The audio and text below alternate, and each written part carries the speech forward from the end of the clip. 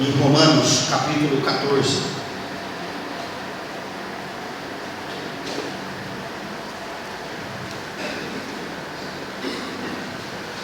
Romanos 14, de 13 a 23.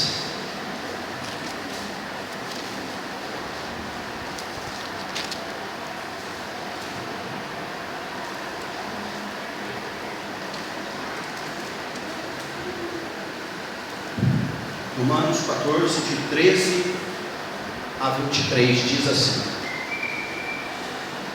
não nos julguemos mais uns aos outros, pelo contrário, tomai o propósito de não pôr tropeço ou escândalo ao vosso irmão. Eu sei e estou persuadido no Senhor Jesus, de que nenhuma coisa é de si mesma impura, salvo para aquele que assim a considera. Para esse é impura. Se por causa de comida o teu irmão entristece, já não andas segundo o amor fraternal. Por causa da tua comida não faças perecer aquele a favor de quem Cristo morreu. Não seja, pois, vituperado o vosso bem, porque o reino de Deus não é comida nem bebida, mas justiça e paz e alegria no Espírito Santo. Aquele que deste modo serve a Cristo é agradável a Deus e aprovado pelos homens. Assim, pois, seguimos as coisas da paz e também as da edificação de uns para com os outros. Não destruas a obra de Deus por causa da comida. Todas as coisas, na verdade, são limpas, mas é mal para o homem o comer com escândalo. É bom não comer carne, nem beber vinho, nem fazer qualquer outra coisa com teu irmão, com que teu irmão venha a tropeçar, ou se ofender, ou se enfraquecer. A fé que tens, tenha para ti mesmo perante Deus.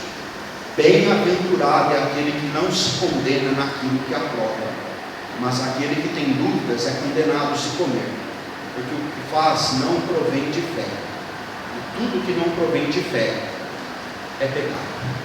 Vamos orar. Senhor, te peço que neste momento o Senhor abra a nossa mente, o nosso coração, para que todos nós sejamos abençoados e edificados pela tua palavra neste lugar. Fortalece-nos, edifica-nos, transforma-nos pela tua graça, nós te pedimos, em nome de Cristo. Amém. Meus irmãos,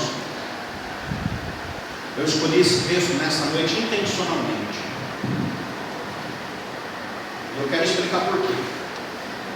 A maior parte dos meus sermões, tanto quanto aqueles que eu prego individualmente ou em séries, eu prego pelas necessidades da igreja, por aquilo que eu recebo da parte de Deus em oração.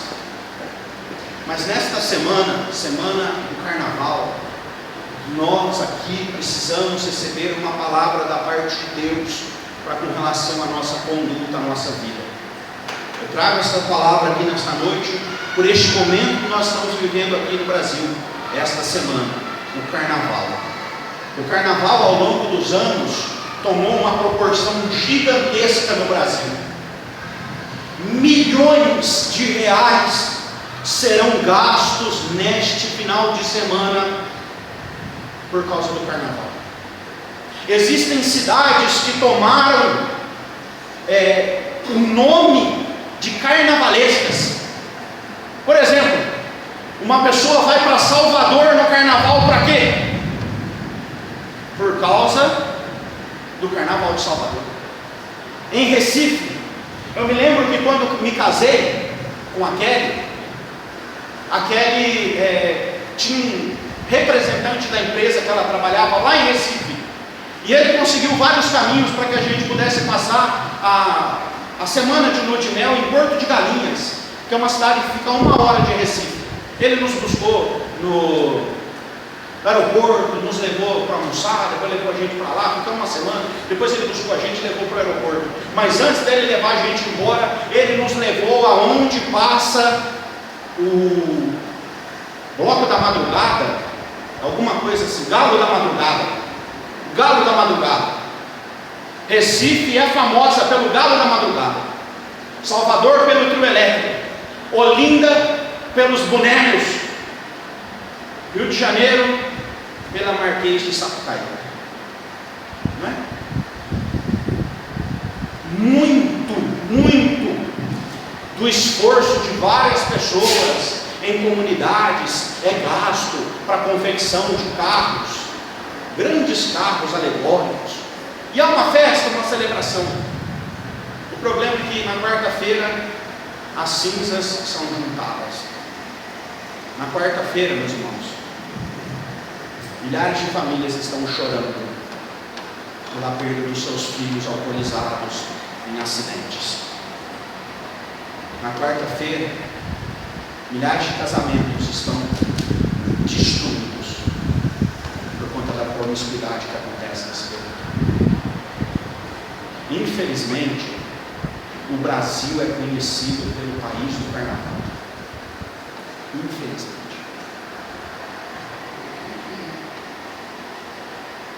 A Copa do Mundo aconteceu ano passado no Brasil.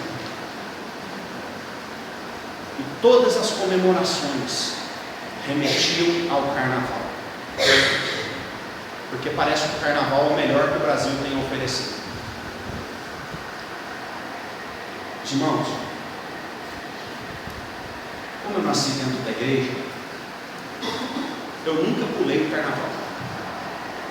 Mas alguns aqui, talvez antes de uma conversão, já tiveram os seus momentos de folia.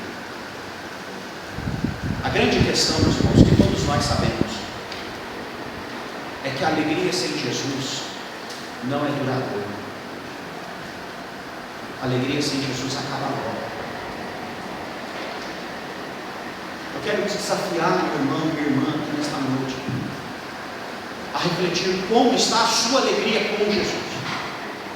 Esse texto que nós acabamos de ler fala que o reino de Deus não é comida nem bebida, mas por justiça e paz e alegria no Espírito Santo. Se não tivesse esse texto na Bíblia, meus irmãos, a gente ficava duvidando que um relacionamento com Deus pode ser um relacionamento alegre e feliz. Eu tenho conversado com milhares não, centenas de pessoas evangélicas, e a maior parte delas está cabisbaixa. O cristianismo é luta.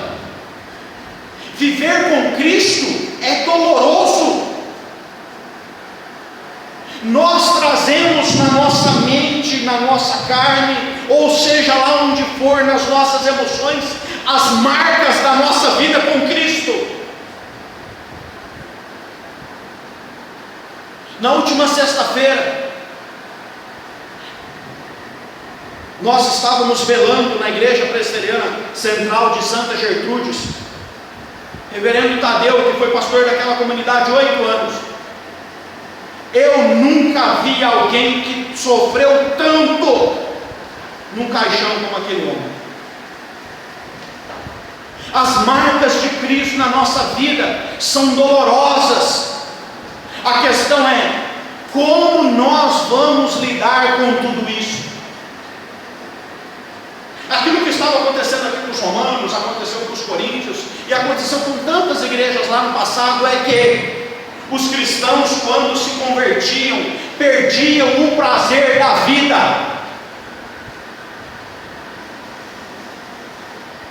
Existia um grupo de pessoas entre os romanos que falava que tudo não podia. Não pode comer isso, não pode beber aquilo, não pode fazer isso, não pode fazer aquilo, não pode fazer aquilo. Existem pessoas que ao longo da sua experiência de fé com Cristo vão perdendo o prazer das coisas maravilhosas que Deus pode nos proporcionar aqui na terra. A vida vai se tornando sem cor, opaca, difícil de ser vivida. Existem pessoas que ao longo da sua caminhada com Cristo vão perdendo todo o entusiasmo e alegria. Me lembro que quando garoto comecei a tocar no louvor, e todo sábado a gente se reunia para ensaiar.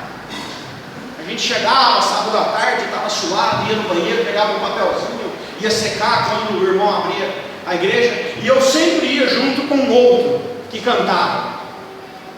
E na hora que a gente chegava lá, eu estava me secando, e eu perguntava para ele: está tudo bem? Ih, meus irmãos, não está tudo bem, não, está com uma dor aqui, rapaz, uma infecção aqui, está doendo ali, essa semana foi duro, bati o joelho, essa semana difícil o serviço. E ele, em 5 minutos ali, em 2, 3 minutos, ele tirava todo o meu prazer de estar ali naquele lugar. Você já se encontrou com gente assim? Que tudo está ruim. E por incrível que pareça, parece que crente tem mais probabilidade de ser assim. Eu chego para minha avó e pergunto: vó, está tudo bem? Estou levando, né, meu filho? Tudo bem? Não está, não. O que eu quero dizer, meus irmãos? Quero dizer, não é que nós não podemos lamentar e compartilhar os nossos fardos, as nossas dores, as nossas dificuldades. O problema é quando isso é a única coisa que acontece na sua vida. O problema é quando as dores, os lamentos, as tristezas, elas tomam uma proporção gigantesca na nossa vida. O problema é quando as pessoas começam a se desviar da gente, se a gente pergunta que está tudo bem. O pastor na porta, ele já sabe como que ele fala com cada um. Tem gente que não pode perguntar se está tudo bem. Tem gente que você cumprimenta e fala: ô meu irmão, que bênção, Deus abençoe, uma boa semana, cheia de alegria, de bênção. Antes de eu aprender isso, eu me lembro que eu cumprimentava as pessoas na porta lá da igreja de Jequitibá, e vinha uma irmã e ela acabava com a fila. Sabe quando a fila começa a tomar o outro lado? As pessoas desistiam, porque a porta da igreja ela se aconselhava, e aí acabava. E aí chegou uma hora que eu comecei a falar: minha irmã, depois a gente conversa, deixa eu terminar de cumprimentar. O que eu quero dizer com isso? É que se nós estamos no reino, nós precisamos acolher todas as bênçãos do reino também. Se existe luta, dor, se o nosso corpo é marcado, se a nossa experiência de vida é sofrida com o Senhor, e nós sabemos que existe isso, nós não podemos descartar o outro lado da vida com Cristo. Meus irmãos, com Jesus Cristo é céu aqui. Nós cantamos no hino. O que Paulo diz aqui, meus irmãos, é o seguinte: vamos parar de gastar o nosso tempo tentando descobrir as coisas que nós não podemos fazer, e na verdade vamos gastar o nosso tempo com Cristo, com aquilo que Cristo pode proporcionar na nossa vida. O amor que vem de Cristo traz 3 coisas aqui do reino: justiça, paz e alegria no Espírito. Nós sabemos que Cristo é a nossa justiça. Nós podemos lamentar as tragédias do Brasil, nós podemos questionar os governos que nos cercam com suas corrupções, mas nós não podemos duvidar da justiça que vem de Cristo. Meu irmão, um dia todo joelho vai se dobrar na presença de Cristo. Um dia toda língua vai confessar que Cristo é Senhor.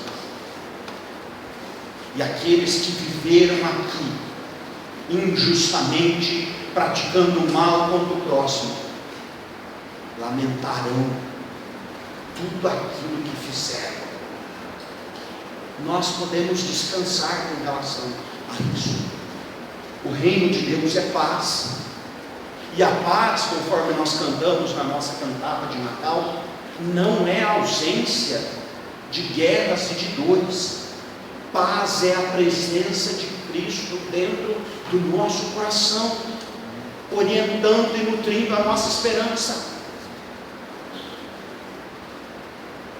Quando nós cantamos aquele hino 108, sou feliz com Jesus meu Senhor, se nós cantamos desapercebidos, nós achamos que aquele cara que escreveu aquele hino, ele tinha conquistado lá 500 alqueires de terra, 500 juntas de boi e tudo mais. Não. Aquele servo do Senhor escreveu o hino 108, sou feliz com Jesus meu Salvador, depois de perder toda a sua família num naufrágio, um navio que foi por água abaixo com sua família, e ele fala, nada pode roubar a minha alegria, porque eu sou feliz com Jesus. Meus irmãos, em Jesus nós alcançamos a paz para o nosso coração. O mais importante não é o governo se armar até os dentes. O mais importante não é a câmara de segurança ou a cerca elétrica que você possa colocar na sua casa. O mais importante é a paz que vem do trono da graça do nosso Deus.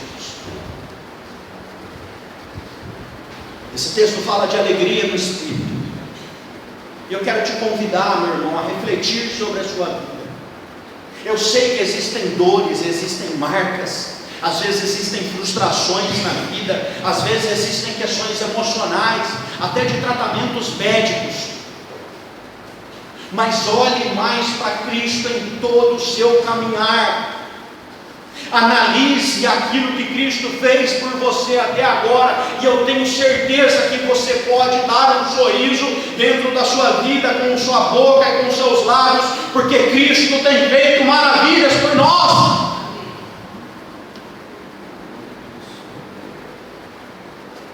Meus irmãos, a alegria do Senhor é a nossa força. Nós sabemos da crueldade do nosso tempo, em que uma das maiores doenças do presente século é a depressão. A depressão joga a pessoa para baixo, a depressão faz a pessoa patinar no lugar, e às vezes ela quer, mas não consegue. Quantos salmos de Davi mostram que aquele homem sofria de depressão, mas ele se levantava no Senhor a cada manhã. O profeta Jeremias, que chorava às vistas de Jerusalém, foi consolado pelo Senhor. Um dia isso tudo vai passar. Meu irmão, a nossa alegria é saber que as nossas dores um dia cessaram. Um dia o choro, as lágrimas, o ranger de dentes cessaram. E existirá plena paz no Senhor e alegria. Mas enquanto isso não existir, eu quero te desafiar, pense sobre isso. Isso não é fácil, eu sei que não é fácil. Passei por um processo traumático no ano passado, que foi muito doloroso de ser vencido. Muito. Eu e minha esposa sabemos quão duro foi. Mas, meus irmãos, o reino de Deus é uma afirmação: justiça e paz e alegria no Espírito. Paulo não está falando, o reino pode ser, quem sabe o reino será. Paulo fala, o reino é justiça e paz e alegria no Espírito. O que isso gera na nossa vida? Algumas aplicações práticas disso. Versículo 18: aquele que deste modo serve a Cristo é agradável a Deus e aprovado pelos homens. Se você quer ser conhecido como alguém de Deus, um homem de Deus, uma mulher virtuosa, traga sobre si essas características aqui, porque isso, em primeiro lugar, agrada a Deus, é agradável a Deus e aprovado pelos homens. Ninguém questiona a atitude de alguém justo, ninguém questiona a atitude de um pacificador, ninguém questiona a atitude de uma pessoa feliz e alegre na presença do Senhor. Isso é aprovado pelos homens. Versículo 19: assim pois, seguimos as coisas da paz e também as da edificação de uns para com os outros. Os nossos relacionamentos interpessoais são extremamente afetados por justiça, por paz e por alegria. Quando não há justiça nos nossos relacionamentos, alguém é lesado, não é? E ninguém gosta de ser lesado. Quando não há paz nos nossos relacionamentos, existe conflito e guerra. Quando não há alegria nos nossos relacionamentos, existe choro e lamento, em vez de caminharmos satisfeitos com aquilo que Deus tem feito por nós. Paulo fala tudo isso por quê? Porque dentro da igreja estava havendo divisões, conflitos, falta de paz, falta de justiça, falta de alegria nos relacionamentos, porque pessoas consideravam que isso ou aquilo não podia ser comido ou podia ser bebido. Existia uma cultura lá na antiguidade de se sacrificar coisas a ídolos. Alimentos eram sacrificados, animais eram sacrificados, bebidas eram sacrificadas, e existiam os banquetes em cidades, banquetes da religiosidade pagã. Alguns cristãos convertidos olhavam para aquilo tudo e aquilo não constrangia eles. Por outro lado, alguns convertidos olhavam para aquilo e consideravam aquelas coisas, aquelas práticas do passado, coisas horrendas. E é interessante que o julgamento que Paulo dá dessa coisa aqui, ele não agrada nenhum nem outro. Ele não satisfaz nem um grupo nem o outro, colocando um acima do outro, porque ele fala, olha o que Paulo fala aqui: não é o alimento, não é a comida, não é a bebida que é impuro. O que é impuro parte do ser humano. Meu irmão, minha irmã, nós temos que pesar na balança as nossas escolhas e sermos sábios nas nossas escolhas. Um dia aconteceu uma festinha de crente no domingo, e o povo chegou na igreja tudo bravo. Pastor, fulano de tal estava bebendo uma cerveja lá na frente de todo mundo, e estava bebendo para provocar. Sabe quando vinha aquela geladinha na bebida, fazia até beicinho assim? Os presbíteros chegaram loucos da vida na igreja. Eu falei, eu vou ter que conversar com a irmã. Eu cheguei na irmã, perguntei, minha irmã, por que você fez isso? Falou, pastor, eu fiz para provocar mesmo. Queria mostrar para aqueles caras lá que a bebida não é pecado. É pecado, pastor. Falei, minha irmã, o seu problema não é essa bebida é pecado ou não. A Bíblia proíbe o crente fazer alguma coisa para escandalizar o outro. Proíbe. O importante, meus irmãos, não é se alguma coisa é santa ou é impura. O importante é como você toma aquilo para a sua vida, em relação à sua própria santidade, e como você toma para a relação entre as pessoas. O problema não é o crente comprar o abadá do carnaval. O problema não é o crente ir no mercado e comprar um tonel de chopp. O problema é o crente não ter consciência de que as suas atitudes podem condenar a si mesmo. Paulo fala, todas as coisas na verdade são limpas, mas é mal para o homem comer com escândalo. Se você na sua vida toma, eu faço isso, independente do que qualquer pessoa pensa, o importante é o que eu penso, o importante é a minha alegria, o importante é a minha satisfação, meu irmão, você está em pecado. É pecado. Tudo que não provém de fé é pecado. Romanos 14, 23 que diz isso.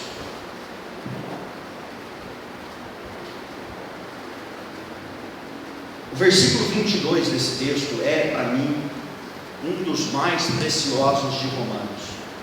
Romanos é uma carta extraordinária, extraordinária. Mas no versículo 22 aqui desse texto, ele diz muita coisa para a nossa vida cotidiana. A fé que tens, tenha para ti mesmo perante Deus. Bem-aventurado é aquele que não se condena naquilo que aprova. Meu irmão, o que você aprova para a sua vida?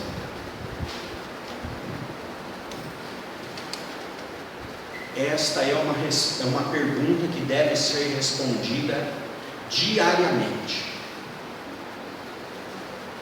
Quais são as coisas que nós fazemos? Quais são as amizades que nós cultivamos? Quais são as postagens na internet que nós fazemos? Como que nós nos relacionamos com os nossos vizinhos? Como a sua sogra ou o seu genro vê você? Quão bom você tem sido para a sua família?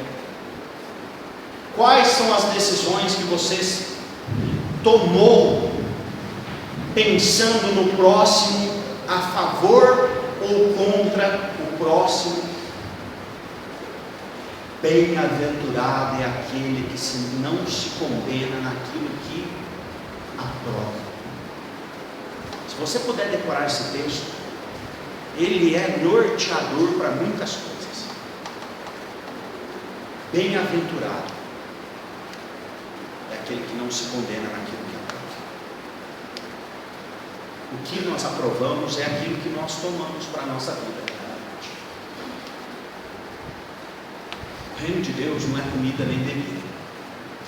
Paulo deixa isso bem claro. O mais importante dentro de uma igreja não é falar o que você pode comer ou não comer. Existem igrejas que fazem cardápios com restrições alimentícias. Provavelmente nunca leram Romanos. O reino de Deus não é isso. O reino de Deus é justiça e paz e alegria no Espírito. Eu quero encerrar a minha palavra nesta noite desafiando você. Irmão, irmã, há em sua vida justiça e paz e alegria. Se há, o reino de Deus tem feito maravilhas em seu ser.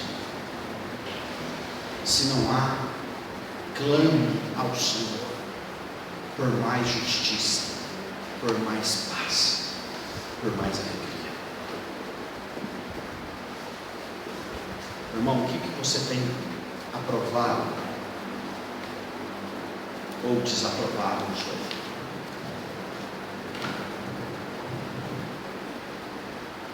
Creio firmemente que as nossas posturas, as nossas convicções, eu creio firmemente que as coisas que nós abrimos mão em prol de alguém são determinantes para o tipo de crente que nós somos e queremos ser.